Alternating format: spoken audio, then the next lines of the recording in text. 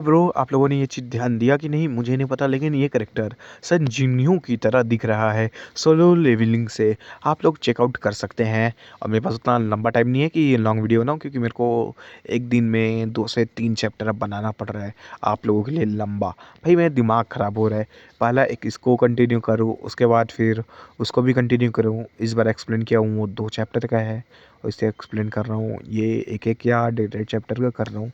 ठीक है, अब आगे बढ़ते हैं। कहने लगते हैं कि जो हमारी किस्मत है वो पूरी तरीके से हमारे साथ को नहीं छोड़ा है, क्योंकि ये जो शैडो वुल्फ है ये सिर्फ अकेला है। शैडो वुल्फ की तरफ अपना शील्ड को फेंकता है। शैडो वुल्फ उसे जम करके बच जाता है। पीछे लड़की पहुंच जाती है और हमला करने लगती है, लेकिन ये जो शिकार है ये मेरा है। वुल्फ होता है वो जमीन पे गिर जाता है। कहा जाता है कि वुल्फ के नीचे गिरने के कारण वहाँ गड्ढा हो गया होता है और उसके मुंह से खून निकला होता है जहाँ लड़की अपना पैर रखी होती है। और कल कहने लगता है कि किसी का शिकार छीनना अच्छी बात नहीं है। मैं क्या करूँ, तुम इतने स्लो हो तो अगर ये यहाँ से भाग जाता तो। दोनों एक दूसरे को सेम टाइम में कहते हैं क्या हम लोगों को एक दूसरे से फाइट करनी चाहिए। फिर कहा जाता है हमारा एमसी इन लोगों को देख रहा होता है। फिर कहने लगता है मुझे तो इन लोगों पर इतना यकीन था ही, क्योंकि दोनों 30 लेवल के हैं। ये गोल्ड लेवल से निपट ही लेंगे। वैसे भी ये अच्छे खासे कीमत में बिकेगा। फिर नीचे जाता है और कहने लगता है इस वुल्फ को मैं अपने लिए ले रहा हूँ। दोनों घबरा जाते हैं और सोचने लगते हैं ये बूढ़ा आदमी हमारे पास आया कब। अंकल कहने लगता है हम लोग तुम्हें हमारा शिकार क्यों ही दे। कहने लगता है ये जो सैड वुल्फ है इसका फर मेरे बहुत काम के आएगा। इसमें अफसोस की बात है कि तुम लोग मना कर रहे हो।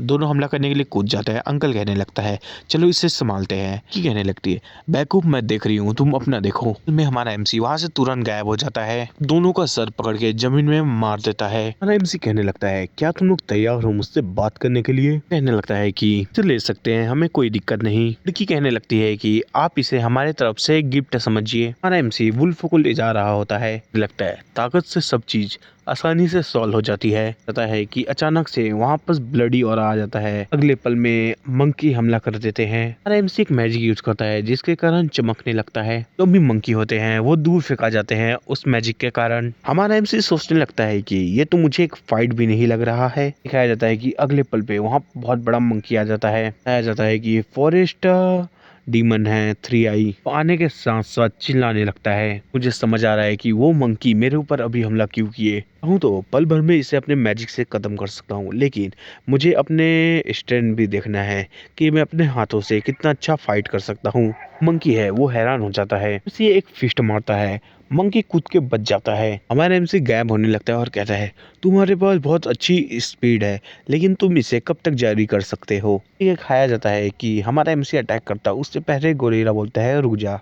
अपने हाथों से बोलता नहीं है, कारण हमारा एमसी रुक जाता है और हैरान होता है कि कुछ ढूंढ रहा होता है। हमारा एमसी कहने लगता है आखिरकार तुम क्या कर रहे हो। कहा जाता है कि गोरिल्ला एक पेड़ को अपने हाथों से तोड़ देता है। अपने हाथों से उसे पकड़ के घुमाने लगता है। तुम अपने लिए हथियार ढूंढ रहे थे मुझसे लड़ने के लिए। गोरिल्ला चिल्लाने लगता है और पेड़ से हमारे एमसी के ऊपर हमला करता है। हमारा एमसी एक पंच मारता है और जो मंकी का वेपन है, मतलब वो बड़ा सा पेड़, वो टूट जाता है। देख के मंकी को गुस्सा आने लगता है। ये हमला करने की कोशिश कर पाता उससे पहले हमारा एमसी उसे एक पंच मारता है, जिसके कारण वो दूर जाके फेंका जाता है। एमसी कहने लगता है तुम ऑर्डिनरी गोल्ड रैंक के मॉन्स्टर हो, क्या तुम्हें लगता है कि तुम मुझे हरा सकोगे। हमें आवाज आती है कि कोई हमारे एमसी को ढूंढ रहा होता है। दिखाया जाता है कि वो 3 होते हैं जो भग गए होते हैं। अपने सामने 3 आई गोरिल्ला को देख के बहुत डर जाते हैं। एमसी घबराने लगता है और कहने लगता है ये लड़की मेरे लिए बेड लगलाती है, मुझे इसके साथ रहना ही नहीं है। वो दोनों जो चेक करने के लिए आए होते हैं वो कह रहे होते हैं चेक करते हुए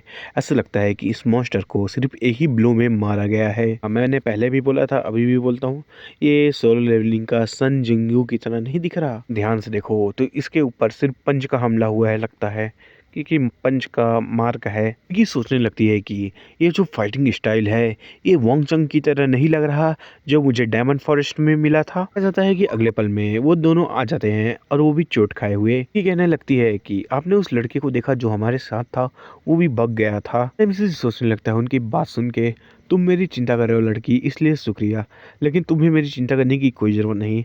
मैं तुम्हारे साथ नहीं हूँ, इसलिए अच्छा हूँ। बाहर निकलना यहाँ से मूर्खता होगी, तो मुझे अपने काम के लिए आगे बढ़ना चाहिए। अपने टास्कों को कंप्लीट करने के लिए फॉरेस्ट के और अंदर जाने लगता है। ऑफिस में से चल रहा हूँ, उन लोगों से मैं पीछा छुड़ा लिया, लेकिन मुझे फॉरेस्ट गार्ड कहीं भी नहीं दिख रहा।